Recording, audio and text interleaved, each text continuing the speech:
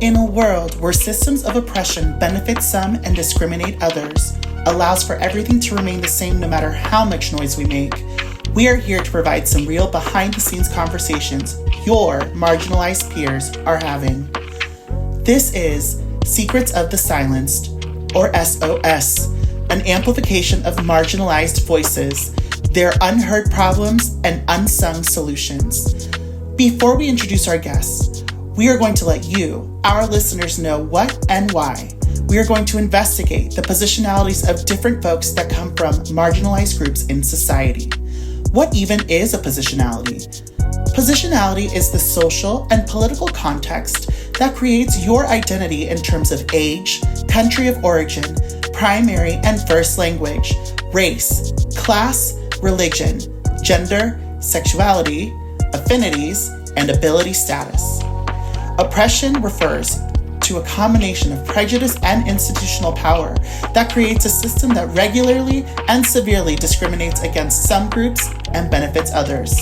And now, we are going to interview different people with different positionalities, and I'm going to create a list of common problems and solutions stemming from these important conversations.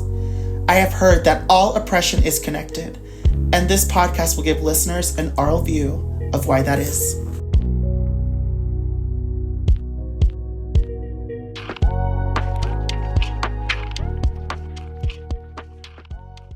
All right, and with that, we are going to go in with our first guest.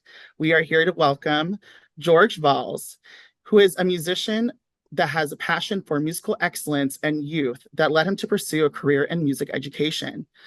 Jorge holds a BM in music education from Palm Beach Atlantic University, where he graduated summa cum laude. Mr. Valls is currently in his 10th year of teaching and his 7th year of teaching at Bak Middle School of the Arts. Prior to Bak, Mr. Valls built the choral program at Eagles Landing Middle School in Boca Raton, Florida, where the program grew from 80 to over 200 students in 3 short years. Choirs under his direction consistently receive high ratings at district assessment and competitions. They also have received first place in their divisions at the Festival Disney competition, Music USA competition in Orlando, Heritage Music Festivals in Anaheim, California, Atlanta, Georgia, and the Heritage Festival of Gold in Chicago, Illinois. His choirs have performed at the Florida ACDA Fall Conference in 2018 and 2022, and the Southern Region ACDA. And for those that are listening that are not aware of the choral world, ACDA is an acronym for American Choral Directors Association, conference in Louisville in 2024. In 2019, Mr. Valls conducted the Bach MSOA Chorale in Carnegie Hall. Students in his program have participated in many district, state, and national honor choirs. Mr. Valls is an active clinician and adjudicator throughout the state of Florida. In October 2023, he conducted the Florida ACDA Tenor Bass Honor Chorus. He also served as the Middle School Repertoire and Resources Chair for the Florida ACDA Board from 2019 to 2022. In addition to Bach, Mr. Valls conducts the men's chorus for the young singers of the Palm Beaches, which holds annual concerts at the Kravis Center for the Performing Arts in West Palm Beach. From 2013 to 2022, Mr. Valls was the Associate Director for the Girl Choir of South Florida. Devoted to cultivating music education in the community, he holds memberships in the National Association for Music Education, the American Choral Directors Association, and the Florida Vocal Association, and Phi Mu Alpha Symphonia Music Fraternity. We welcome Jorge Valls. Hi, how are you today? Hi, thank you. I'm good, and yourself? Doing great. All right, so we're just going to go right into it. So the first thing that we kind of started talking about before the interview started was your name. I noticed the spelling immediately that there was a J instead of a G. And me being Latina and Puerto Rican, like the first thing that came, and I remember that was like one of the first things when I met you. I'm like, because I heard people calling you George, and I was like, George, but there's a J, is it not Jorge? Like, Yes. what's going on? So talk about that for a little bit. Well, growing up in my family, my mom and my family, they call me Georgie. So I've always just kind of been called George growing up. But it is technically Jorge, and I do answer to both because I do speak Spanish and English. So I answer to both. It's the same name, just pronounced differently.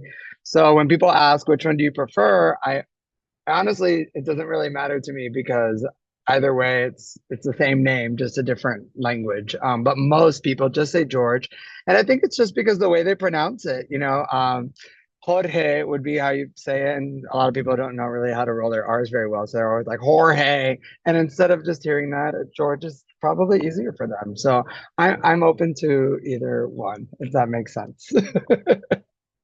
Okay, so it's interesting at UNT, so I'm getting my master's at UNT, and the program kind of turned me on its head a little bit, kind of post 2020 of it all, like so many conversations that have kind of come up from all of the things associated with oppression, marginalization, and name pronunciation is something that it has been a hot topic. I think of the actress from Orange is the New Black, Uzo, I forget her last name, but I remember she had an interview and I remember her saying, my name is Uzwamaka.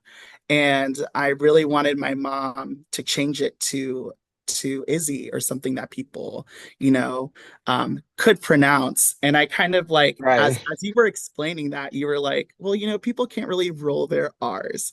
And is there like even like an ounce of like, like kind of you're annoyed that like they can't like try to say it? You know, I I guess because I just grew up and I'm used to it, it doesn't really bother me that much. Mm.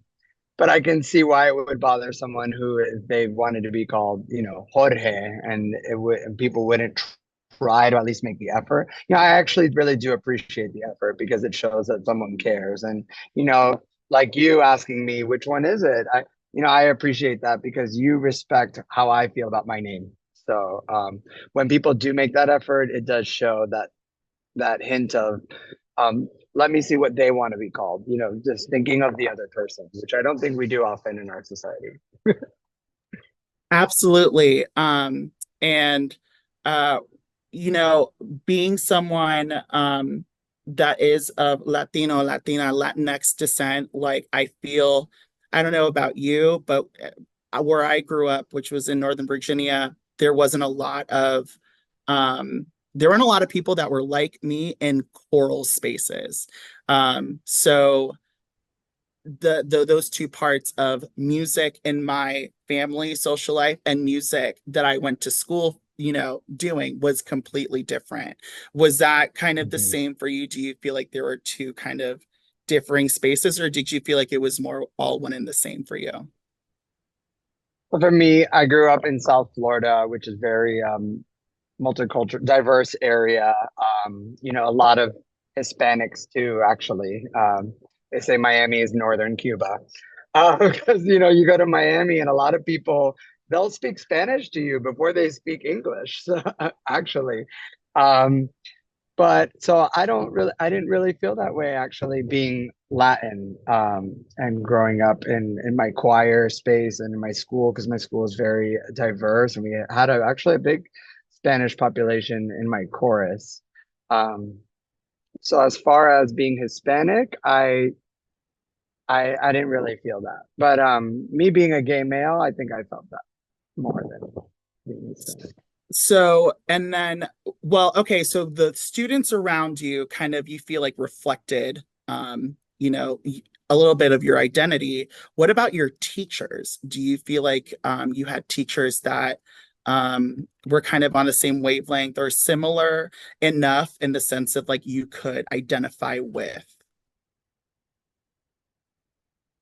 I felt that my teachers were very supportive of all of their students, and they did generally cultivate classrooms where people could be open enough to be themselves. I'd say my teachers more than my peers. Oh, I'm sorry. Oh, so maybe I miscommunicated. So what I meant was, Oh, sorry.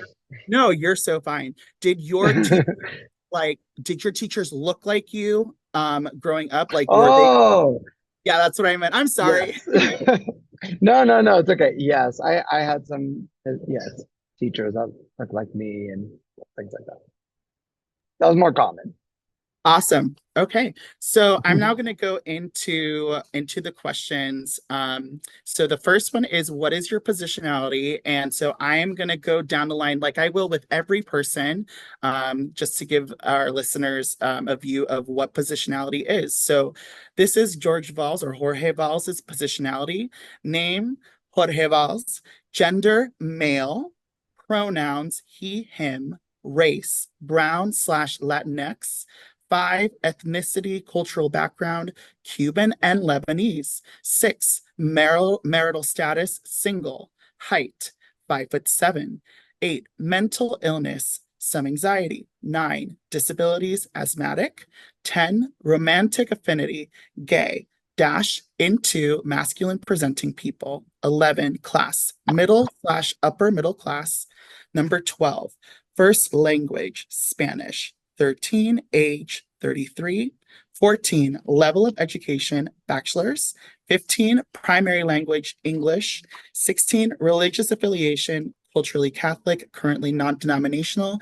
And 17, country of origin, United States of America. So the first thing I'm going to, based off of the question of what is your positionality, um, I want you, and do you by any chance have this list in front of you? I do. Awesome. Okay. So what I'm going to ask you is, what would, I'm not going to make you do this for the whole list, but what would you say if someone like out on the street has never met you before, or maybe we're at National ACDA, um, and or maybe has had like one or two interactions with you, what do you think out of the list of your positionalities are the first three things people would perceive of you? That's a good question. Uh, definitely that I'm Latin or brown. I think I get that a lot from how I look. Um, I guess male, he, him situation. And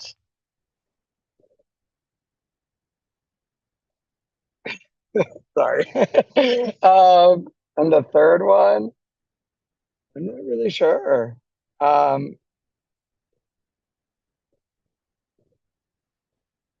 my age range, I guess, because I'm not everybody always picks up that I'm gay right away. I don't think you know, if that makes sense. No, of course. I know that question turns a lot of people on their heads, and that definitely turned me on my head. But it's interesting. It's interesting how we ourselves perceive, what are the three things that we think that people think of us first, and what are the three Mhm. things other people actually think of us first, and how that affects how people interact with us. And how that Mhm. systemically affects a lot of things. Do we get the job? Do we get the honor choir gig? Do we get the Mm, interview? Um, I feel like that all kind of plays a role, um, a bigger for role, and sure. of course socially, but it's just something to think about. So you said, just to review, you said brown first, then you Yeah. said male, and then you said what was the third thing you said? Brown male. Oh, an age. Cool. So kind of like maybe not too old, maybe not too young. Cool. Hmm. All Yeah. right. Okay, so my next question for you is, how often do you meet choral directors that intersect your same or similar areas of positionality? I feel like I've surrounded myself with people of similar positionality that I've met. Some of them are our mutual friends that we've met at conferences that are really just wonderful people. And, we just tend to gravitate towards each other. In a sense of the overall picture percentage of all of the people in our profession, I would say, um, I think I see it more often than I did when I first started teaching. I feel like it's a little bit more open now, and I feel like I see more of a diversity of people or positionalities. But I'd still say we're in a smaller spectrum of maybe 30 to 40%, 30% ish. Do you feel like when you meet someone that you feel like you perceive either looks like you or like you're like, oh, brown also, like, so is there like a brown also maybe queer, maybe my age? And when you kind of get to meet them, do you feel like there's a sense of like relief or like I can kind of like let my guard down just a Put hair my more head so down. than yeah. Yes, I do. Okay. Um, all right. So then my next question is, what is your perspective of visibility and interactions, professional or otherwise, between choir culture and your positionality?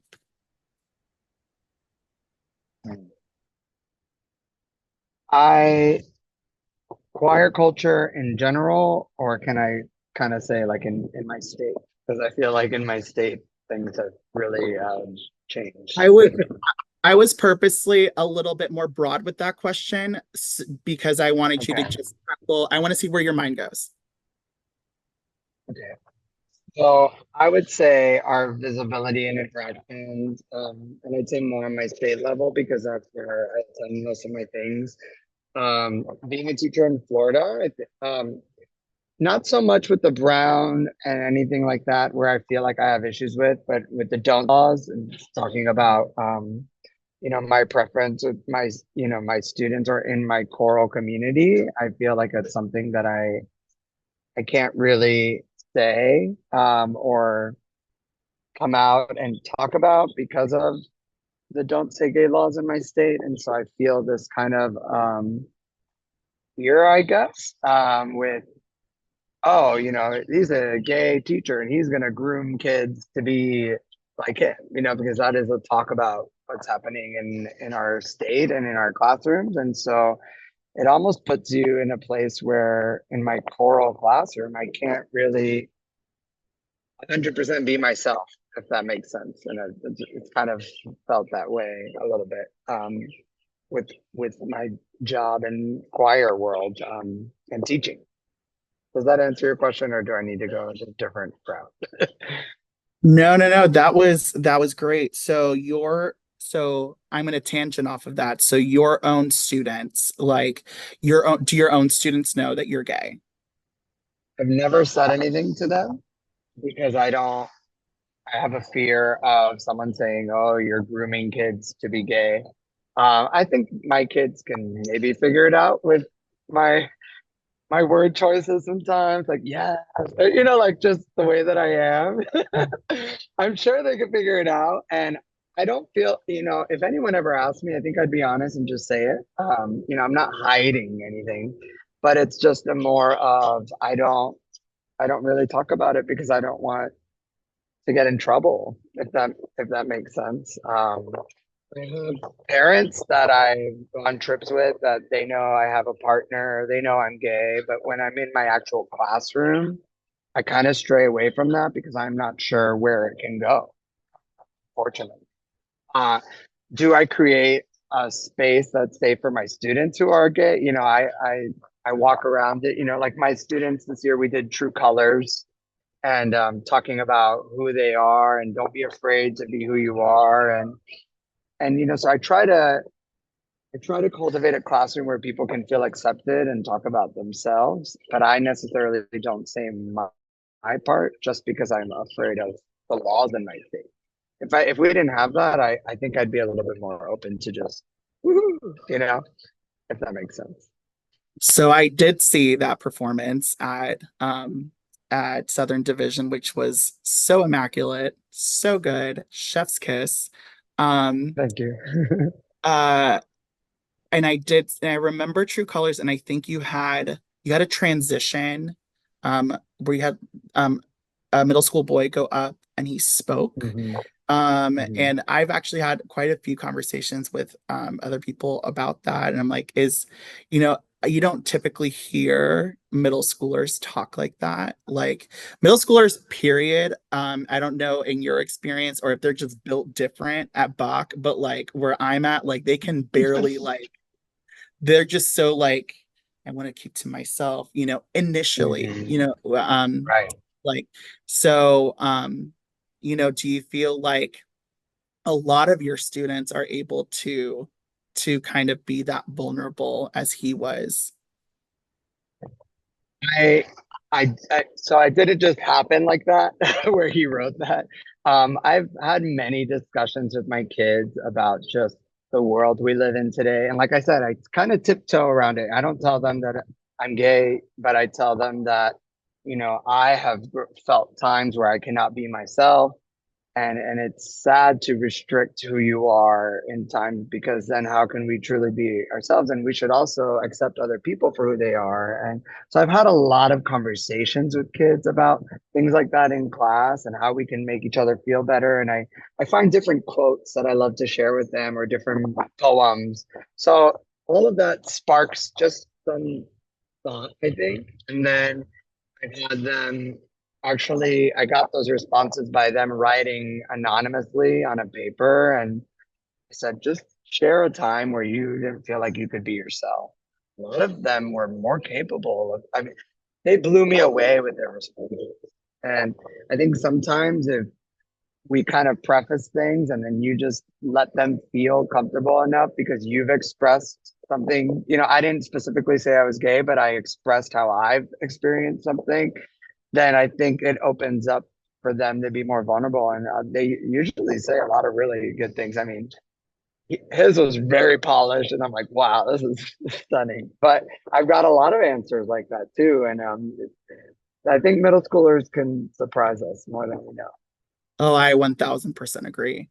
Do you feel like it was hard for you to be vulnerable with them in like, as you were saying, like you preface these with intentional conversations, you ask them to Mhm. write to you, and in a way, choir teachers, a lot of what we do, we teach through modeling. Was Yeah. it hard to model that, like knowing that like I am really trying to avoid, like I'm not going to say that I'm gay, but I'm going to say that I sometimes feel, you know, um, do you find Yes. difficult?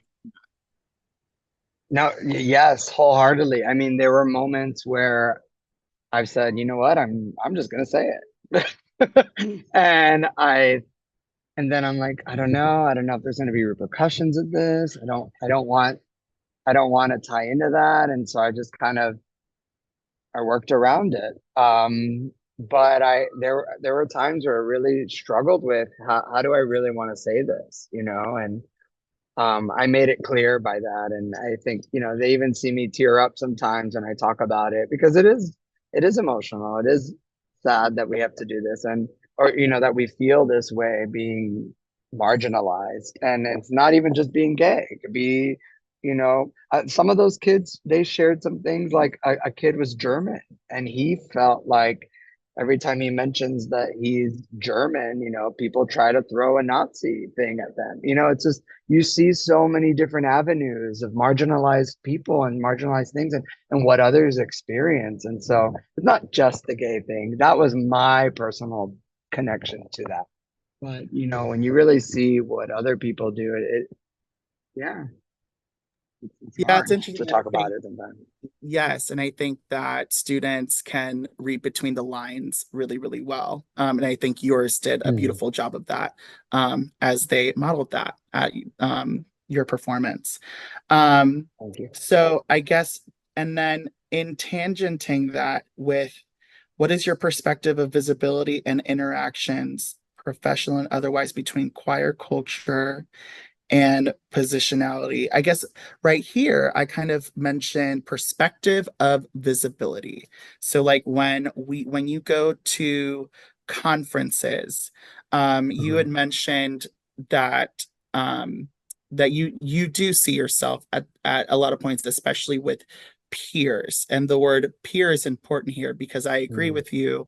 I think that when we go to national conferences or conferences, period, I am able to find at least someone else who is brown and my age.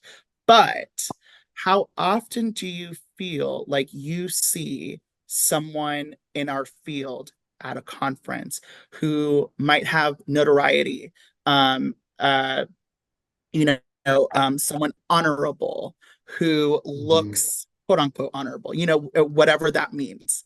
Hmm. Who, how many times do you see someone like that might have the same positionality as you, that's older than us and has been Older. successful? Oh, when you put it that way, not as many. I feel I see more of emergence now with some younger directors doing some honor choirs and things like that in our throughout the country, and I do see a little bit more of our positionality, or my positionality in that now. I think I see it more now than what I did before. Before I don't think I ever hardly saw that with an older generation, but now I think I see a little bit more of that with some younger teachers coming up. It's interesting, and I wonder, because like you were saying, I feel like my students might know. Um, I I can't tell you how often I've had conversations with my peers, i.e. you, or and we've talked about certain conductors, or certain, people that we've had taught us that have made an influence on Mhm. us that we've thought maybe I wonder if they identify in this way, and they could never say that because of where they are. So, and because of the times that it was. So, I wonder how many more people are related to our positionality that might Mhm. not be able to be as authentic as we are kind of As working. authentic as we are. That's And not, true, because not, we are more authentic with who we are, and I do know, or I have seen some people who I know they're that positionality, but they don't really ever show that or ever talk about it, and maybe they feel that way too, you know. When I'm around peers, I'm like I told you, I'm not shy to say that I'm gay, and like I said, even with my parents, my adults, like it's only with the kids, and it's only because of that law. And I tell you, if that law wasn't in place, I think I would just, hey, here you go, because I think there's power in being your authentic self, and that's who we all should be, and we should strive to be, and we should all let people be who they are.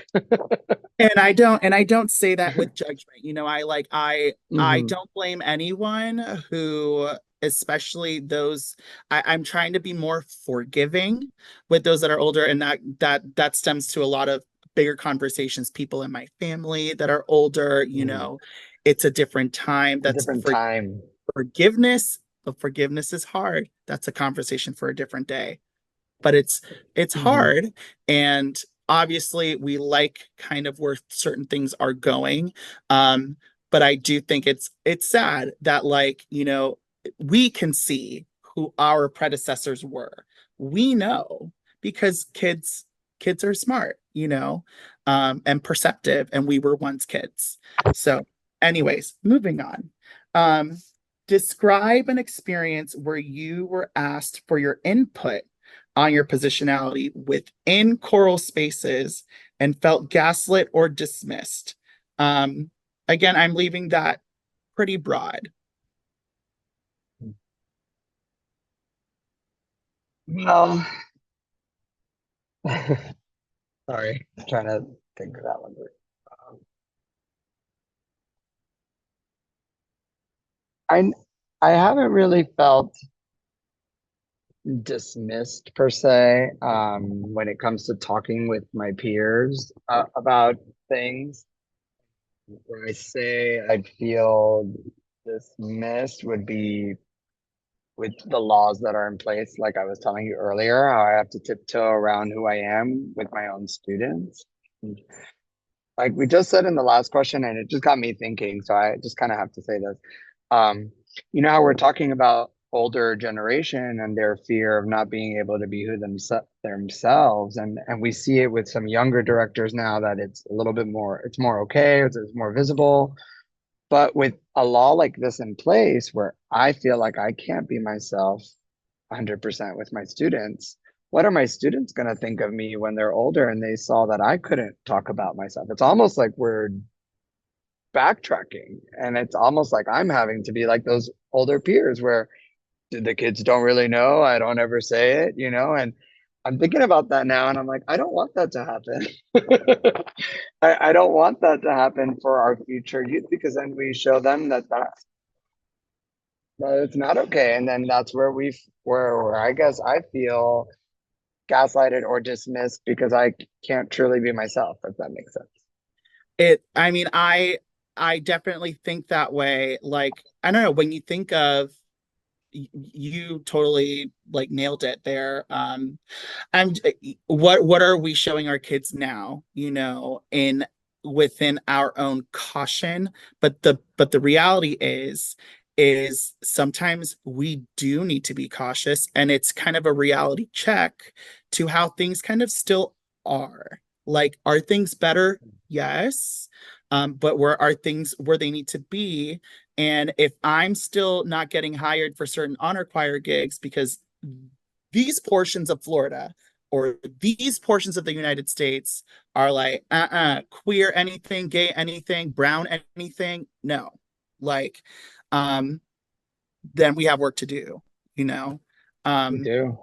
so, These conversations, like what you're doing, that this is us, like, this is why I wanted to be a part of this, because this is something that needs to be addressed. absolutely. Um, so awesome. Okay, we're going to move on. Um, Describe an experience of intense imposter syndrome or imposter phenomenon due to your positionality. Well, um, I actually came out when I was 26. And I keep going back to the gay stuff because I really don't feel like at least in South Florida, being Latin has really affected me in this. This is why I keep talking about this particular issue. So sorry, I keep talking about that. But um, I came out at a late age. I came out when I was 26. And and at that time period, I was already teaching, and I wasn't really 100% sure of myself, I would say. And I don't think I had the authenticity or that self work that I've done on myself to accept who I am, quite frankly.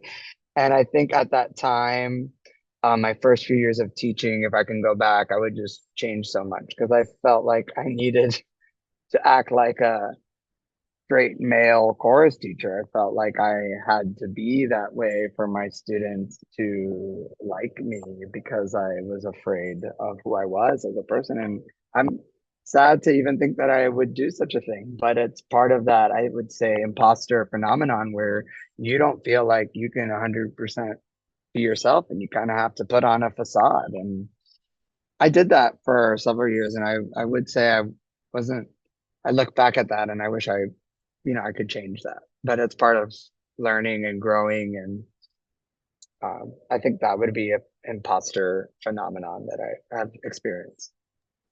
Absolutely. So you had mentioned this. I was actually going to ask you this eventually, but you kind of caught on to it. You noticed I'm talking a lot about being gay, or like that part of your positionality. Like, if you were to do that list and you were to like, out of that whole list, um, would you say that being gay is like your number one, how you perceive yourself first?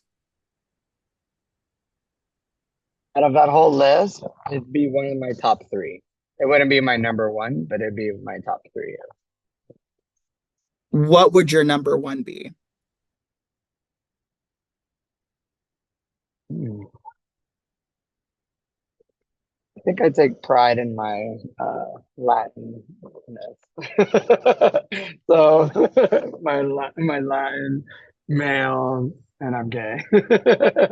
Maybe in that order. I don't know. I don't know.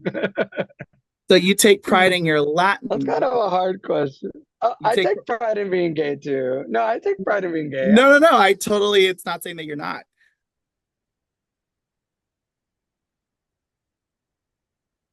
Oh, hold on. I lost you there for a second. Halai, can you still hear him? I can't. Yeah, I can't hear him either. I don't know what happened. Um,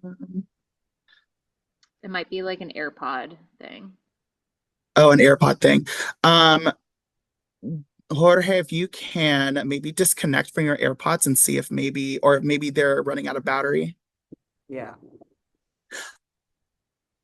Yeah, now we can hear Okay, you. now I can hear you. Okay.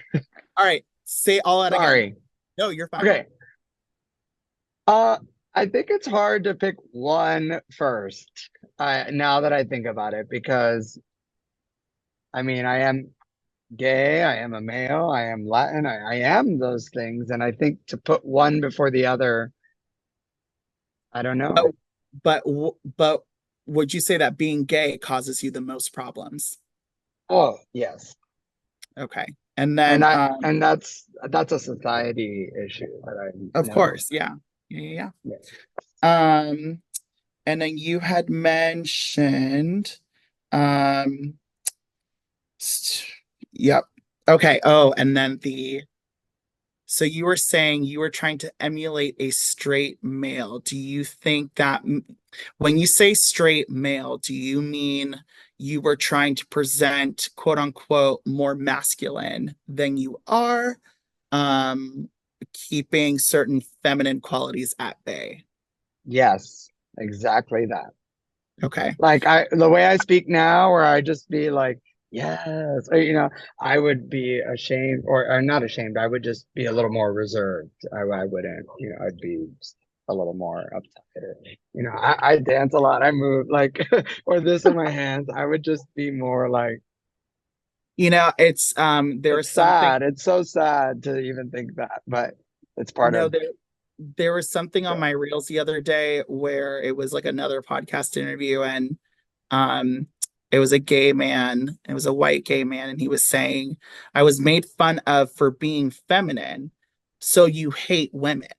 Like, and usually those that make fun of gay men are typically other men, but it's interesting how he flipped that and he said, so you really just hate women because trademark of women is being quote unquote feminine, right? But Hmm. also, I can't tell you how many of my girlfriends have been made fun of for doing girly things. It's just, it seems like it's more societally acceptable to make fun of women and for women to just take it like that, Hmm. femininity is bad.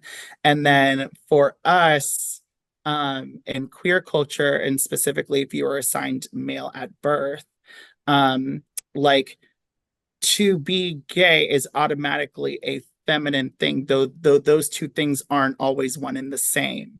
Um, Hmm. and then to be feminine, it's like, well, you were born in a patriarchal society. It's like, well, then what was that for then? You're just throwing it all away. I feel like there is definitely shame there. So I think when I was presenting as a gay man, I definitely used to do the same things. And also, I'm sorry, like as a trans woman, like, and as a woman, and I feel like, and I'm, let me not speak for all women, but I have like girlfriends that are also choir directors who, with their tenor bass groups, who mostly are going to be men, like kind of switch up their energy a little bit and kind of like, Hmm. mimic a more, uh, dominant energy or a more like, Hmm. hey, like, like, because they feel the need to do that. um but I think it's sad that, and I'll admit I do that sometimes because like, and I have to, it's a habit that I have to break out of, because being feminine should be okay in any Yeah. capacity and should be safe. And I would like to be more of a model to that, to my tenors and basses, who so happen to also mostly be men. Um, Anyways, it's a whole thing. But No, I'm so it's glad that you true. brought that up. I'm so glad you brought that up. Okay, so question number 6, do you feel that your positionality is represented well in our professional organizations? And I kind of harped on this question a little bit earlier, but do you see yourself? And positionality also affects your age. We were talking about age. And I feel like, now we're both similar age in our 30s. Yes, Now there are people under. Yeah, we used to be the babies. Yeah, Younger us. What? I know. I'm not over it. Still not over it. So there are people under, and there are a lot more here, but we have a little bit of under. We got here a little. We've crawled our way up a little. So, age, economic status, disabilities. Maybe some of those things are more hidden, and that's why people don't rank those at the top. But they're things that affect us. It's true. But do you feel like your positionality is represented well in our professional organizations? As a whole, actually, I think about it. I don't always see a lot of Hispanic men. I've seen a couple, but not as much as other positionalities. So I'm trying to look at other parts other than the gay, the gay portion. It's okay to be gay. Okay, it's okay to be No, gay. I know, but I feel like that's all I've talked about, because I think that's where most of my frustrations lie, is that. So, but then I look at the bigger picture, I don't really always see a lot of Hispanic, males doing all of these big honor choir things and stuff like that. I don't see that. Like I said earlier, I think I see an emergence of different positionalities coming up in our younger area, but definitely not in the older. Well, you heard it here, folks. So Jorge Valls is up for hire at all of these honor choirs. Make sure check him out. Here. Oh my goodness. I love it. Okay, so we're gonna move on. Do you feel there is access to repertoire representing your positionality? Is there access to it? In other places, yes. In Florida, nope. In my county, we actually get our music vetted. I actually have to wait 10 business days to get a song approved so that I can be ordered on JW Pepper. With the new laws, what you have to do is you have to send your JW Pepper cart with all the songs you want to order. Someone posts it on a website for your school, and then if any parents object to it, you cannot order the piece. So you need to shut up. No, I'm not kidding. I have not had this any problems with this yet, other than it just takes forever to order new music, which is absolutely horrible.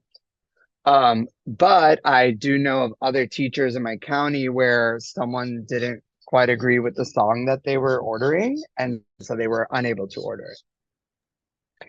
And that is something that has come down in my county and in my state, and it's really sad. Oh, I could never. Well, first of all, I would have already been fired. Fired immediately. Yeah, fired. And when you think about it, it's and I'm really glad we're having this conversation because nobody has done anything about it. And at first, as teachers, we're just so used to having to do so many things and all of this stuff and what should we say about all these things already, that it's kind of like you just take it and you just deal with it because that's what you have to do. But there comes a point where you realize this is insane when you really talk about it, and it's horrible. Yeah, it's.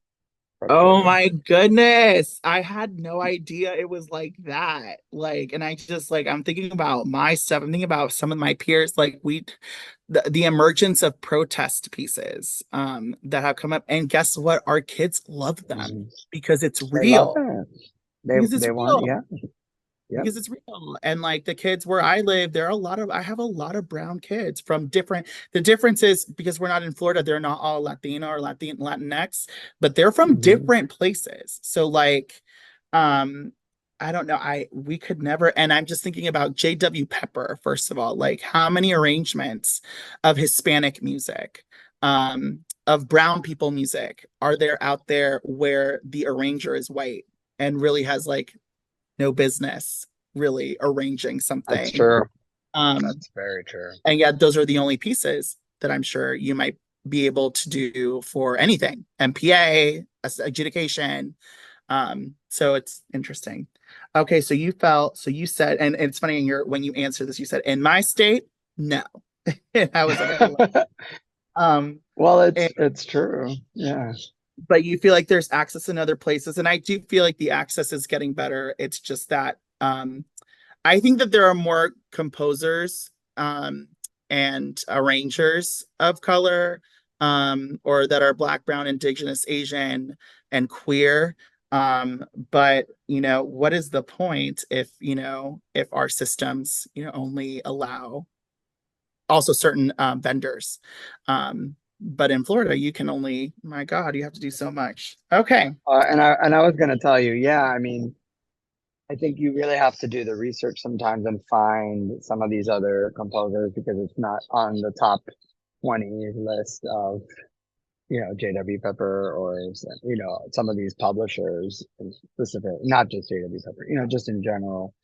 So Right. I do sometimes when I try to, um, like we did a Spanish piece at ACDA, and I was like, the composer is actually from Venezuela, like, wrote that piece. So I try to find composers that actually come from those places. Well, and really like we're the holders of those secrets because we know each other, and when we see each other, okay, oh, queer brown, we're gonna be friends. And then who are the queer brown or other brown, or you have a Black friend here, you have a queer other Yeah. position, like, and then we exchange pieces kind of by email, and I feel like that's how those pieces get exposed first. Like it's through kind of more of a back, like in order for me to get certain pieces, or if I the way that I do it, I'm like, I think of a concept and I'm like, okay, I want a piece that is like this. It's going to be mostly maybe from this country, who are people that I know that are my friends on Facebook or whatever that I can reach out to that either already have an arrangement, or and I do it that way. Like, but I'm relying Hmm. on the networking that I do That you when we do. meet other people in these conferences to get those pieces. And then I That's usually true. don't see them if like until like 5 years later. I remember like when I was 10 years ago trying to do Sidney Guillaume's music, as a baby teacher, and not a whole lot of people knew, like people knew him, but like I feel like it was like certain niches, and I feel like now everybody Now knows. everybody, yeah. I Everybody was knows. gonna bring up Sydney too. Yeah, when you think of people that are out there doing that, I mean, it's great to see that. Okay, so does your state require and use the label of multicultural music on your state prescribed music lists? What are your thoughts on the term multicultural? It's definitely encouraged. I see people at MPA doing or music performance assessments doing multicultural pieces in contrast to other songs that they select. Uh, and I think it's vital to our art form. I think there's so much more music around the world that should be celebrated and done in our classrooms. And think about it. We have so many kids from different places, and when you do a song that's from where they're from or their country, it's so nice to see their faces light up. And I actually have them, help teach the words, something like that. Because, for example, like I don't know how to say this most of the time, so I'd rather have a student from that country share. And so it's great to celebrate other countries and other backgrounds because there's so much world music out there that we can do. That's just so cool. Like last year we did do a Sadiq Guillaume piece, kind of all a little Asian student in my classroom, and she spoke Creole, and She taught us all the words, and she taught it to the class. And when we did a little Skype session with Sydney, he was like, "Wow, this Creole's really good." And I'm like, "Wasn't me, was her." And she felt so honored, and like just celebrating other cultures through music is powerful in itself. And I think my state does encourage that. When I come into issues with that, I don't really. So, oh yeah, I love me some Carnival. Same thing. Had a Haitian student teach us the Creole, and it was amazing. I guess I'm going to point you a little bit more towards the word multicultural, and I think because like I feel like I had kind of the same thoughts as you, and then someone said, but like, why is Latinx or Hispanic or Middle Eastern or Chinese. Why is that all lumped under multicultural? But like everything that we do that's in English is not cultural? Like, and is multicultural Wow. just a lump of everybody, like we're all the same and we just lump it all together? I I want your thoughts on that. So I'm not gonna say anything else. I want your thoughts on Oh my gosh, you just like blew my mind there. Like, that's such a good point, and I can't believe I really didn't even think of it that way. English music should also be multicultural. I mean, it should, I mean, we should all be under that umbrella then, I guess. I'm not really sure. Yeah, it. sorry. That was, No, I'm gonna let you're you finish right. it. I feel like you had a thought. I'm just, music is multicultural, if you think about it, because we're all come It's from different cultures. And this culture is also a culture. So this should come under that. so really we shouldn't even have that term. Like We know. I agree with you now that I just thought, wow, because it's so and for true.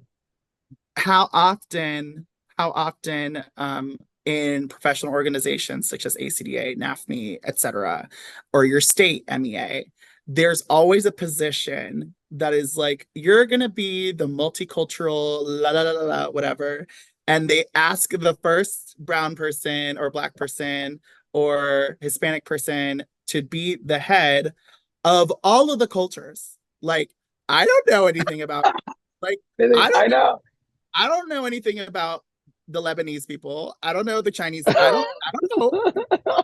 I just know Puerto Rico. Like that's all I know. Like and No, even you're then, spot on. You're and even spot then, on. I'm not the culture bearer of my culture. You know what I mean? Like no one wants that responsibility. Um, I know. No, I don't. And I love to do music, world music, I of guess we should course, say. well, world Um, music. Are, and maybe we should say world music instead of multicultural. but Well, isn't it all all world parts of the music? world. Well, that's what I'm saying. All parts of, I mean, I don't know because when I program, I don't say I need a multicultural piece. I've never thought that way. You're like listening to yourself now with that, right? With No, no, because now I'm thinking, I'm like, wow, that sounds stupid. I don't think that way. I'm like, I want something like this, and maybe I'll say another language, but I wouldn't say the word multicultural. And yeah, you just kind of no, and that's mind blown important. now. And that's important. Like not happy that it happened, but I'm just saying like and this is not a judgment, but it's interesting. Because I was like you at one point in the sense of like, oh yeah, multicultural, la la la la. Like, and that is a product of white culture, white supremacy in the choral space. So like you have Spot to on. I'm never gonna look at it the same. Like whenever I see like a packet of music or something that says multicultural, like I'm just gonna be like, what? No, I'm so glad you shared that. Thank you. no, of course. I'm But gonna add that to my list. how many other brown people and queer people kind of walk around the world, you know what I mean? And here's the deal. It's because we have to. It's because for so long we've had to play a certain role of we must be this way in order to attain success, in order to obtain the job, in order to, people to leave me the hell alone. And I just want to teach and go home. Like I have to think of things this way. Don't be a nuisance. Don't be, don't challenge. Just let it be. But no, like I'm not 1,000 different cultures. Like I'm not. Anyways. But how many other Thank you for saying that. That's no, of course. But I love it. how many of us are still walking around thinking that that's okay? And it's not a judgment. Again, it's not a judgment to people that are like us or who are marginalized positionality, but I feel like that sense of awareness needs to be a thing. So that we can, like, that's how we are able to challenge at least I think. I'm not sure. Right. I don't know the answers either. But anyways, so, okay, moving on. We have 2 questions left. When you're in a room filled with other positionalities, do you feel like your voice and experiences are heard? Do you feel like you must downplay your identity in dominant spaces? So in spaces where mostly white people, if you've ever been in spaces like that, or people who you deem as successful or more successful than you, etc. Yes, I've definitely felt like I've had to downplay my identity in dominant spaces that are not as diverse or with other positionalities. I've definitely felt that way.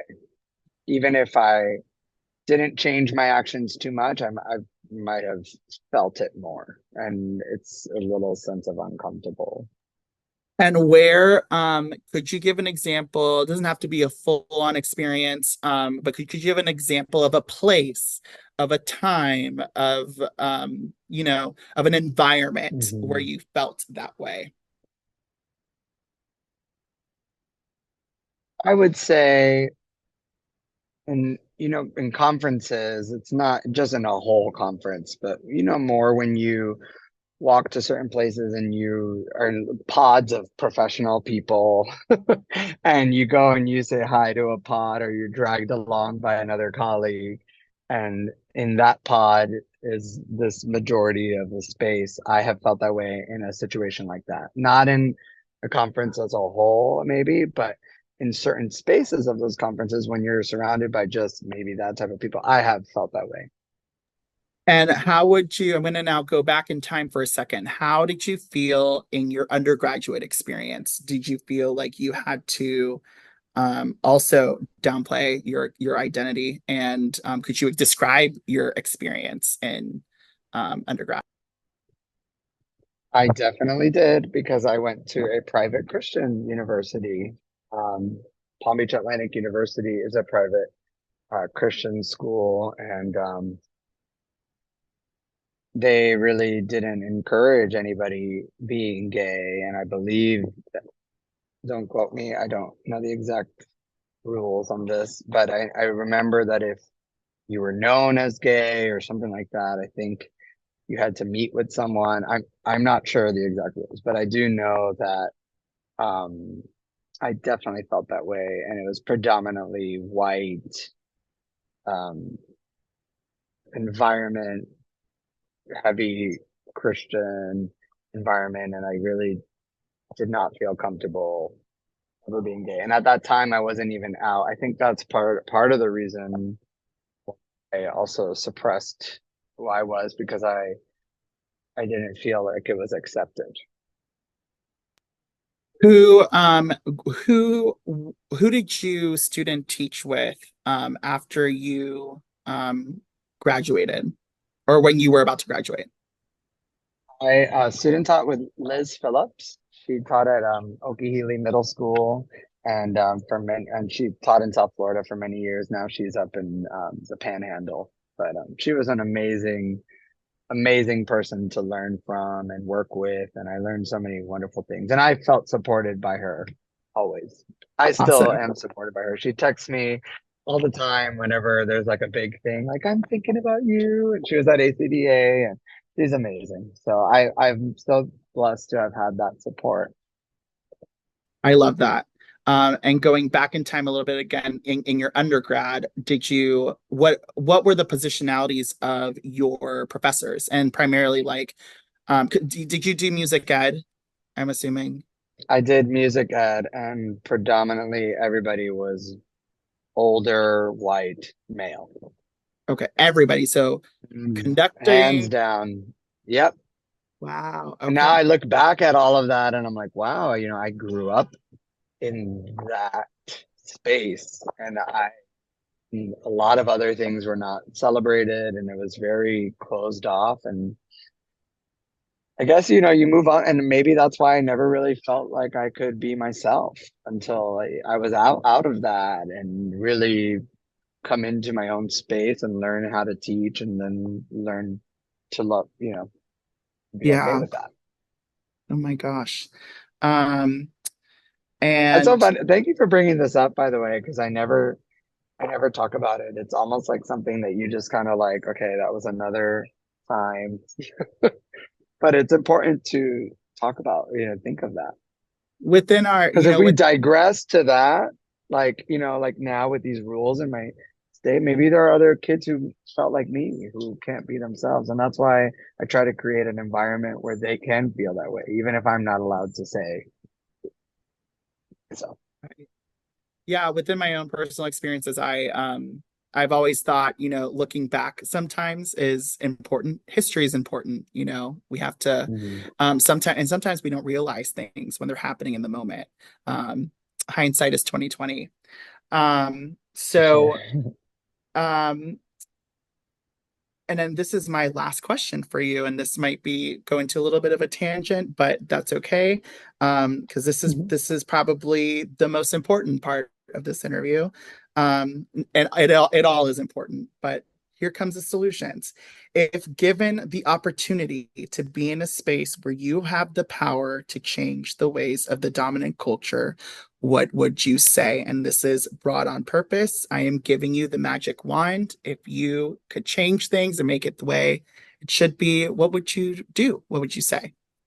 And what do you want to say to anyone that needs to hear something that maybe are not, haven't, or you haven't been comfortable saying, or maybe they would be uncomfortable receiving? We as a society need to do a better job at really accepting others for who they are and accepting and celebrating people's differences.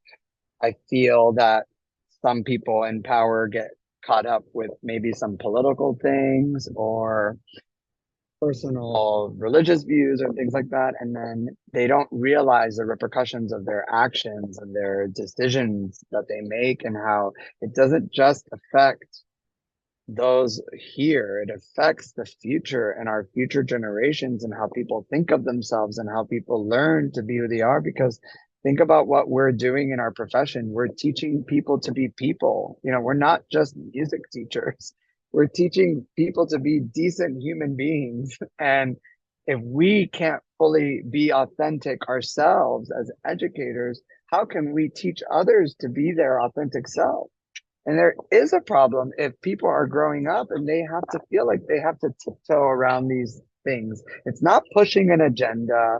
It's not trying to say you have to do this or it's just being a decent human being and celebrating other people's differences. And just because someone doesn't look like you or think like you or believe the same things as you doesn't mean that it's bad or that they shouldn't be talked about or that they are also um, grooming other people to be like them, because that's not the case. If you think of society grooms people to be a certain way all the time. So um, we need to do a better job at accepting others for who they are, whether it be LGBTQ plus and all of that encompassing, or just different um, denominations of different backgrounds and even age. I think sometimes we say, oh, you're a certain age, you only know so much, but we can learn from everybody. I learn from my kids all the time. So I just think as a culture, we can do better against these stereotypes. All right. And then this is going to be a tangent of that question, and you can feel free to answer it. You do not have to answer it. It is completely up to you. I'm going to ask you, uh, and primarily because you talked about it a lot in your interview, and I noticed in your undergraduate experience that you were not out. So could you tell us a little bit or about your coming out story? And at what point did you feel brave enough to be a little bit more vulnerable and a little bit more authentic publicly? Of course. Um, well, I grew up in a kind of Catholic cultural background. My mom and my dad were they're always separated to have me at a young age. So actually, my mom is super supportive. Everyone's super cool. My dad's side, not so much supported. Very, um, church oriented, all of that. And so I think growing up, I've always been a little bit, you know, I guess more flamboyant than the average, than other males. And I loved the arts and I loved music and I loved colorful things. And I liked playing with Barbies when I was a kid, actually. And my dad was very Cuban machismo, you cannot play with that. You have to do sports and you have to do this. And so even though I actually didn't live with my dad, I lived with my mom all the time. Just those things from my dad growing up really stuck with me. And um, I guess in schools, I just felt like, okay, I'm gonna find a woman one day and have kids and all that. And so actually in high school, I had a high school sweetheart and it was a girl and I really cared about her and I really thought she was the one and I dated her for 7 years. So it was through all of high school and into college. And so even in college, I was, all about her and it was actually really unhealthy, that young love where you think like you have to do everything that they say. And I really didn't, um, I don't think I really loved myself enough. It was always about her, what she wanted to do. And then it was that. And I thought males were, okay, that's a handsome person, but I didn't really like act on it or think of it. So I wasn't like in the closet. I mean, I wasn't like dating men on the side or anything like that. I had no experience with any men until my mid 20s, after that relationship. And it was after that where I started to really think, what did I want for myself? What did I want for my life? I think I always painted this picture of I need to do this. I need to be like this. I have to be like this for my dad. I have to be like this for this, and I realized like what makes me happy? And it was at that point where I just started experimenting and I realized, okay, I think I actually like guys. And it wasn't until I started dating another guy for the first time to where I actually felt like, okay, this is it. This is what I want. And that's when I came out to everybody. And my mom's like, yeah, I knew the whole time. My sister, yeah, I knew. Everybody's like, oh, yeah, we figured. I hate that. Except I myself. hated that. Except myself. And I'm like, oh, okay. My dad had the hardest time with it. And it's something that I think they've still work on. I have a partner now and I think that's been different for them, just, trying to get used to that still. I think I struggle a little bit with on my dad end, but everybody else has been super accepting and then it was in that process where I really had to learn to be my authentic self and learn how to navigate that world and myself, all of that. So that's my coming out story. And around what age do you think that happened? So 23-ish, I was already just kind of feeling it out and things like that. And I really officially came out in 26. So a little bit of time. Cool. And I mean, then to my family, friends kind of like, I think this is what I like. And everybody was very supportive, but when I really came out was 26. Do you think that there could have been certain things in your upbringing that could have made you feel safer to come out earlier, or to not be so afraid? And if so, what are those things? I've always, and I didn't mention this in that whole process, but I always had like more female friends and things like that. And I think sometimes that middle school pressure of other kids and, oh, that's gay, this and that. And no one ever like stood up to those people and say, hey, there's nothing wrong with that.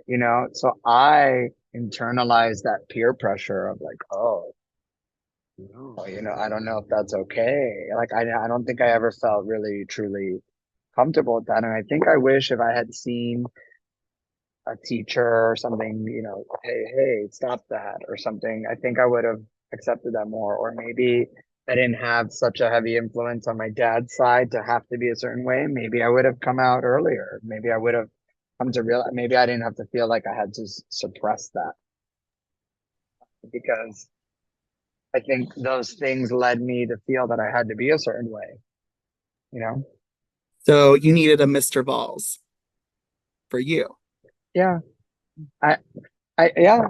Well, yeah. I think I needed someone like what I do now. I think that's another reason why I really try to create such an accepting culture in my classroom. And even in my tenor bass chorus, I'm always like, it's okay to cry. It's okay to feel this. It's okay to that. I had one student say, "Oh yeah, I had a boy," and I'm like, "Yeah," and I see everyone's reaction. I'm like, "That's awesome." I celebrate. And so I think, yeah.